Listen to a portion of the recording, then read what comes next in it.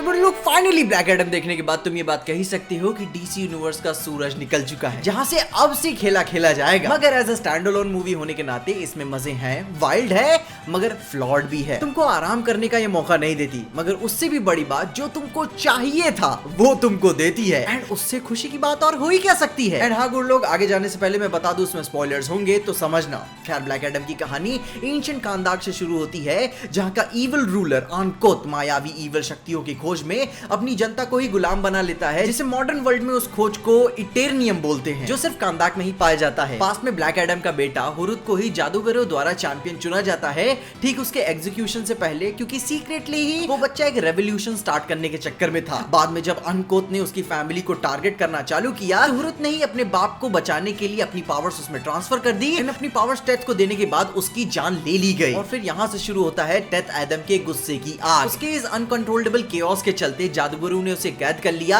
जहां आज हजारों सालों बाद एड्रियाना तोमेज और उसकी टीम ने उसे आजाद किया, जिसके साथ वो मायावी तत्व से बना हुआ वो ताज आज भी है, जो कि आज भी अगर उसे कोई भी पहनेगा तो उसके पास सबैक की इविल पावर्स आ जाएंगी और वो कांदाक पे राज करते हुए दुनिया को नर्क बनाएगा। तो करंट टाइम में टेथ एडम निकलने के बाद लोगों को मारता फिरता रहता है, पर टेक्निकली बुरे लोगों को, और बड़ी विलेनिश तरीके से अच्छा काम करता है। जहां उसकी हरकतों को समझते हुए एडम वॉलर ने जस्टिस सोसाइटी के साथ काम करना सही समझा, जहां एक और केओस के बाद एडम ने खुद को समर्पित कर दिया कि मुझे ही पकड़ लो, तुम सबसे मेरे को पकड़ना हो नहीं पाएगा और मेरी वजह से और लोगों की जाने ही जा रही हैं। मगर फिर सबैक के जाग जाने के बाद, डॉक्टर फेथ के मर जाने के बाद वे समझ गए कि इसे वही रोक सकता है, एंड अब उसका सबैक को हराकर कांदाक का मसीहा बन गया, जिसके बाद अब टेथ एडम उनके लोगों को उनका ग्रेट कांदाक वापस करेगा जो पहले कभी हुआ करता था। तो गुरु अब सबसे पहले पिक्चर के टेक्निकल एस्पेक्ट्स के ऊपर बात कर लेते हैं। पिक्चर अपने नियो मिडिल ईस्टर्न ऑरा को कैप्चर करने में कामयाब रहा है, जहां डीसी यूनिवर्स की ये नई दुनिया फेक होने के बावजूद भी जमीनी तौर से बहुत ही रियल है। तुम्हें वो मेटाफोर समझ में आ जाएंगे। पिक्चर का सीजीआई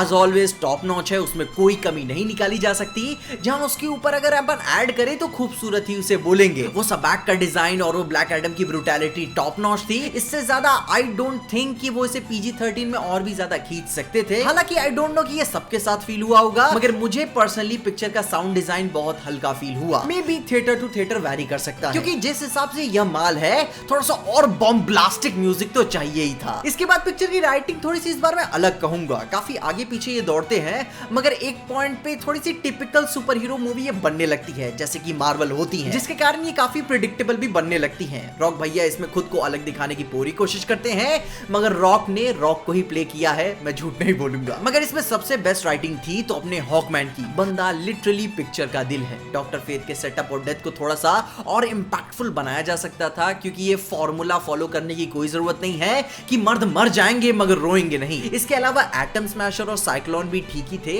अपने हाइस को ये अचीव करते हैं, मगर कोई खास लोज नहीं है। अपने फ्लर्टिंग वोटिंग के चलते इनके बारे में हमें इन्हें और जानने को मिलता है, जो कि बस ये सेटअप करने के लिए ही थे, उससे ज्यादा ये कुछ इनका काम नजर नहीं आता भारी। एक्चुअली में एटम स्मैशर थोड़ा सा इंपॉर्टेंट फील होता भी है साइक्लोन के कंपैरिजन में, लेकिन थोड़ा सा और अगर इनके साथ हमें टाइम मिलता या इनके पास के बारे में और जानने को मिलता तो बेहतर होता। खैर इसके बाद जो दिल जीत लेने वाला काम है वो है इनका mid credit scene. Waller Black Adam को फुल धमकीबाजी देती है कि कांदाक ही तुम्हारी जेल है, यहाँ से निकलना न, क्योंकि अगर कोई लफड़ा किया तो धरती के बाहर से लोगों तक के लड़वा दूंगी मैं तुम्हें। मगर एडम किसी से डरने वालों में से कहा है। एडम ने बता दिया कि जिसको भेजना है भेज दे, सबको एक साथ भेज दे, मैं संभाल लेगा। और फिर धुएं में से निकलते हैं अपने सुपरमैन हेनरी कैविल वाले, जहां दोनों बातचीत करने की बात करते हैं, लेकिन अपन सब ये बात जानते हैं कि ब्लैक एडम बातचीत करने वालों में से बंदा नहीं है। अब खैर फाइनल वर्डिक्ट मेरा दिल क्या कहता है, मैं इस पिक्चर को सॉलिड अबव एवरेज कहूंगा। मतलब कि PG-13 के दायरे में रहते हुए जितना ये ब्रूटल वॉयलेंस हो सकता था इन्होंने किया अपने, मगर फील होता है कि अपने वॉयलेंस और रॉक के करिश्मे को ही चलते इन्होंने कुछ ज्यादा ही उस पर ये रिलाय करने लगे।